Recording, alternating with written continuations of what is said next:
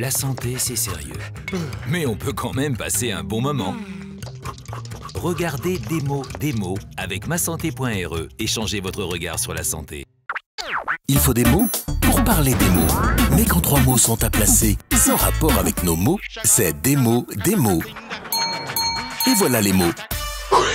Bon, comme je savais qu'on allait parler du sucre aujourd'hui, moi j'ai pris les devants pour une fois. Du coup, j'ai rien mangé de sucré et j'ai fait du sport 5 fois aujourd'hui. J'ai quand même un peu la tête qui tourne. Bah évidemment, tu dois nous faire une bonne hypoglycémie là. Tu es passé de trop de sucre à pas assez de sucre. Malin. Est-ce que ça veut dire que j'ai le droit ? Je te le recommande, car ton corps, tes organes, tes muscles ont besoin de sucre, surtout après le sport. Environ 25 grammes de sucre selon l'OMS, soit l'équivalent de 6 cuillères à café par jour pour un adulte. Ça fait combien en macadamia ça Je te demande pardon ? Non mais je disais, ça fait combien en macadamia ? En macadamia, je sais pas trop.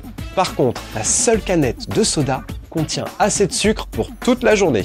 En fait, dans nos pays industrialisés, la consommation quotidienne de sucre est beaucoup trop importante. En moyenne, presque 100 grammes par jour et par habitant. Il y a le sucre que l'on met dans son café en sachet ou un morceau. Ah non mais moi j'en mets 6. Je disais, il y a le sucre en morceaux que l'on met sans excès dans son café, mais il y a aussi le sucre qu'on retrouve sans surprise dans les sodas, les gâteaux, les bonbons, les yaourts et toutes les autres sucreries. Mais il y a une quantité importante de sucre dit caché dans des aliments qu'on ne pense pas qu'ils puissent en contenir. Une cuillère à café de ketchup en contient 4 grammes, voire même des aliments qui ne sont pas censés en contenir.